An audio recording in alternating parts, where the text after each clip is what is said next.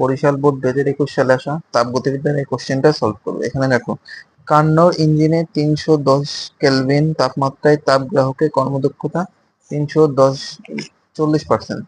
তাহলে কথাকে হচ্ছে তোমার এন্ট্রপি কি? এন্ট্রপি হচ্ছে কি? এন্ট্রপি কোনো সিস্টেমের শক্তি রূপান্তরের অক্ষমতাকে এন্ট্রপি বলে। দেখো, রুদ্ধতাপীয় প্রক্রিয়ায় এন্ট্রপি স্থির থাকে কেন? ব্যাখ্যা করো। আচ্ছা, আমরা জানি যে এন্ট্রপির সূত্র হচ্ছে D S is equal to D Q divide by T. তাপমাত্রা সাপেক্ষে তাপ শক্তির পরিবর্তনকে হচ্ছে এন্ট্রপি বলে। এখন যেহেতু রুদ্ধতাপীয় প্রক্রিয়ায় D Q is equal to zero, যেহেতু D Q is equal to zero, সেজন্য এন্ট্রপি স্থির থাকে। ক নাম্বার কোশ্চেনে দেখো, ইঞ্জিনের তাপ উৎসের তাপমাত্রা কত? এখানে আর কি তাপ গ্রাহকের তাপমাত্রা, এটা আর কি তাপ গ্রাহকের তাপমাত্রা T2 এটা দেওয়া আছে, আর হচ্ছে ইটার মান দেওয়া আছে, কর্মদক্ষতা এটা হচ্ছে ইটা হচ্ছে 40%। তাহলে আমরা জানি গদাগের তোমার উত্তর, eta is equal to one minus T2 divide by T one. এখানে দক্ষতা হচ্ছে তোমার 40%, মানে 40 divide by 100 equal to one minus T2। এখানে তাপ গ্রাহকের তাপমাত্রা হচ্ছে 310 ডিগ্রি, 310 কেলভিন। তাহলে 310 ডিভাইড বাই টি অন, আমাদেরকে টি অন এর মানটা বের করতে হবে। তাহলে 0.4 is equal to one minus 310 divide by T one, বা T one is equal to one minus 0.4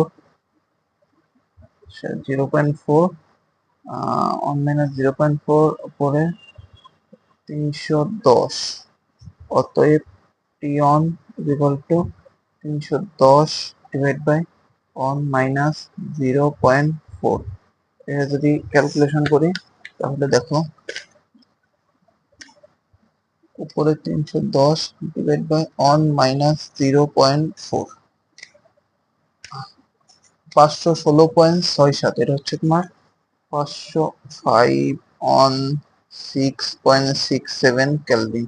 এটা হচ্ছে আমাদের তাপ উৎসের তাপমাত্রা।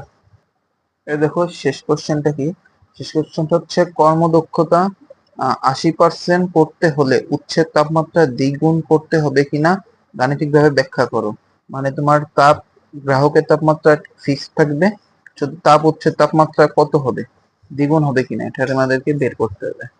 তাহলে গদাক, আমাদেরকে টি অন হচ্ছে তোমার গদাক থেকে পেয়েছি 516 এত। তাহলে এক্ষেত্রে পরিবর্তিত eta prime is equal to one minus T2 divide by T one prime. আমাদের ইটা প্রাইমটা হচ্ছে তোমার 80%, কর্মদক্ষতা 80% করতে হবে, 80%, 80 divide by 100 is equal to one minus T2 এর মান কত দেওয়া আছে? 310, আর নিচে টি অন প্রাইম, এটা বের করতে হবে।